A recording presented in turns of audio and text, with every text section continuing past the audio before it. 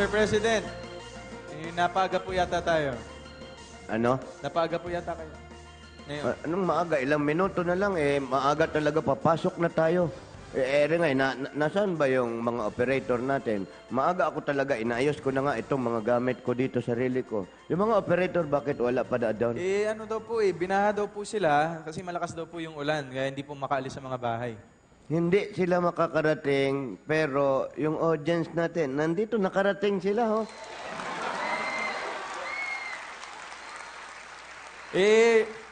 Puro taga-bahing lugar po kasi nakatira yung mga operator, Mr. President. Mr. President, papasok na po tayo sa ere. In 5, Okay, 4, 3, 2...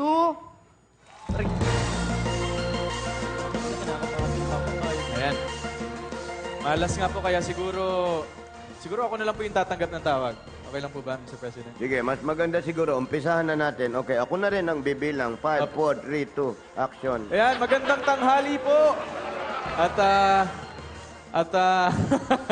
At makakita natin na yung iba hindi makakarating gawa ng masamang panahon. Opo. Di ba? Sige, ituloy Ito mo, po, welcome Martin. po. Yan, sa special na edisyon ng Itanong kay Dugong. At special po dahil nakita nyo kami, lang dalawa po ang nandito sa inyong harapan. At nandito due to heavy rainfall flooding around the Metro Manila. At ito, kami na po ang magsisimula ng tanungan. Di ba, Mr. President? Pwede mo nang palitan yung nasa GMA ng ulat panahon. Intro lang, binalita mo na yung nangyayari sa Metro Manila. Sorry pa, nadala lang po, Mr. President. Anyway, ako po ang inyong lingkod, Martin Paandar, at makakasama ninyo para hanapan ng sagot ang inyong mga katanungan. Lahat lang yan ay sasagutin ng ating mahal na Presidente, Rodney Dugong Duterte. Maraming salamat sa iyo, Martin. Handa na ako sa mga tanong na talagang masasabi natin na the change has coming na talaga. Opo. Nakita mo naman, dalawa na lang tayo dito, wala nang iba. Tayo lang dalawa at saka yung floor director ang kasama natin. Pambihira talagang buhay natin, no? Wala talaga tayong makasama dito. Paano tayo magtatanong dito ng wala kahit isa? Wala.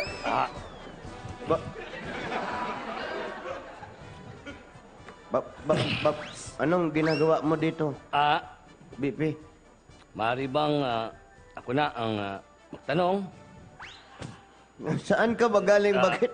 Meron ka pang dahon ng talbos ng kamote ata yan nasa katawan. Siyempre, natural, ang lakas ng ulan, nagbabaha na sa labas. Kaya dito na ako dumaan sa ilalim para shortcut. Believe din ako dito talaga. Basta putik kayang-kaya mong lususan. So, Mr. President, maaari po bang magtanong si ex-VP Binat?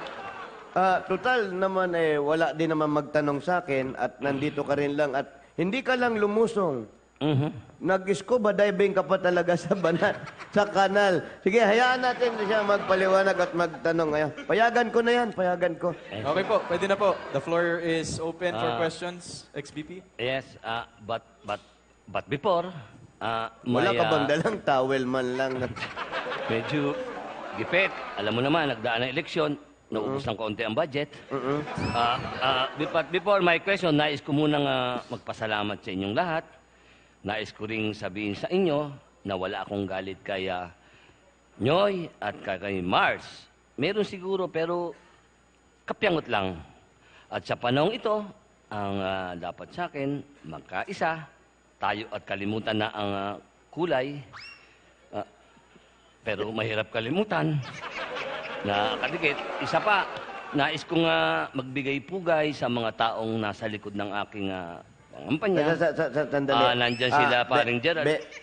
Sandali lang. Binanggit mo pa yung kulay mo talaga. siyempre. Magtatanong ka ba o mangangampanya ka? Pasensya na, nadala lang ako. Ang dami kasi hindi nabanggit noon. Kaya, teka lang at ako'y may tatanong. Ito pala. Nauna pa rito. Ang tanong ko sana ay anong isasagot ko kung sakaling ang mga magtatanong sa akin kung ano ang gagawin sa mga baha, sa lansangan na hindi na madaanan ng tao at ng mga sasakyan. Okay. Okay, ano? Anong gagawin mo? Siguro ang aking gagawin, maghahanap ako ng isang malaking bakanting lote na kung saan doon ko itatambak yung tubig baha sa bakanting lote. Ngayon, kung wala naman akong makuhang bakanting lote na paglalagyan ng tubig, pagsasabihan ko ang tao na huwag nang dumaan ang mga sasakyan kung saan binabaha. Maganda, maganda. May point ka doon, may point ka. Alam ko po yun. Okay.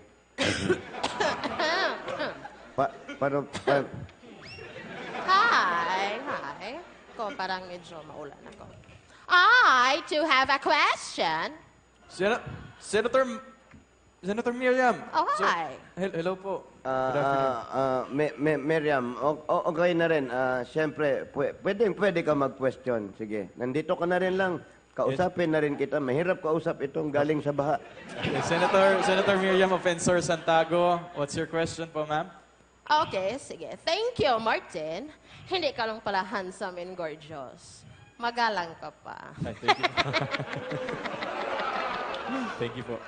Okay, going back, here it is. My only question that needs an attention and is looking for a direction upon somebody's jurisdiction without intervention, but rather a specification from a gifted person.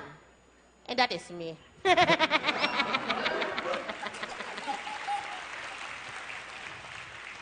Mahirap ka talagang kausap. Bakit hindi ka mag-conclusion at sumama sa procession? Pero ang ibig mo bang sabihin nito ay tatanungin mo ang sarili mo? Kulang pa bang aking explanation? Kaya nga kailangan ko ng isang direction para sa explanation. Kinaklaro ko lang yung mga tanong ko at tatanungin mo ang sarili mo. Go ahead, go ahead. Okay. Thank you very much. Well, my question to myself is, ano ang gagawin mo sa madalas na pagsususpend ng klase dahil sa ulan at baha? Well, to answer that is, ano ba naman ang magagawa ko? Kung baha, papapasukin ko pa ba sila? That's so crazy that you think so, Mr. President. I agree. Pero bakit mo itatanong yan kung wala ka din namang isasagot o magagawa? Kung hindi ko tatanungin ang sarili ko, paano ko sagutin? Oo nga. May point ka din doon, may point ka. Okay po, maraming salamat, Senator. Bueno, hanggang dyan na po muna ang ating... Alden, maaari ba akong makisali? Kilala ko yung boses na yan. Parang... Oh, Vice! VP Simpleni, pwede daw po pumunta... Okay na sa akin yan. Simpleni, anong ginagawa mo dyan sa audience? Halika nga dito, ma'am. Kanina pa po ako nandito sa laylayan ng audience, Mr. President. Mahilig ka talaga sa laylayan. Ano? At sa katunayan po ay meron pong isa sa kanila na gustong magtanong. Maaari ko po bang ipahayag ang katanungan, Mr. President? Pwede ba, Mr. President? Oo naman. Okay na kami ni BP. Sige, BP. Okay po, mga kaibigan, palakpakan po natin ang ating VP Simpleni Roberto.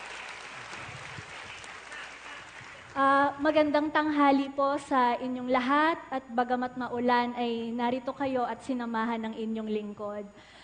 May nakasabay po ako sa audience at ang nais po niyang itanong ay ang aking pong tanong para kay VP Simpleni. Ay, para po pala sa akin ito, Mr. President. Maaari ko po bang sagutin, Mr. President? Binasa mo na rin lang, alangang agawin ko pa yan. Hindi na kita mapigilan. Sagutin mo na.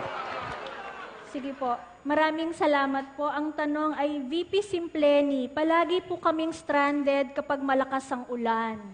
Gabi-gabi na kami nakakauwi sa tuwing mangyayari ito dahil wala pong masakyan. Kung hindi naman ay traffic. Ano po ang pwedeng gawin para hindi na mangyari ang bagay na ito? Napakaganda po ng katanungan. Pero ako po'y nalilito kung ano talaga ang tanong, kung tungkol po ba sa baha o sa traffic.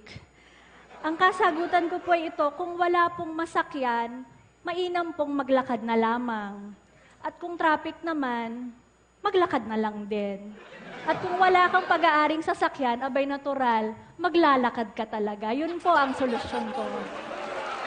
Maraming salamat po, Madam VP. Ngayon po ay pakinggan natin, siyempre, ang ating mahal na Presidente. Mr. President. Maraming salamat sa inyo, Martin. Nais kong sagutin ang mga tanong na ibinato nila.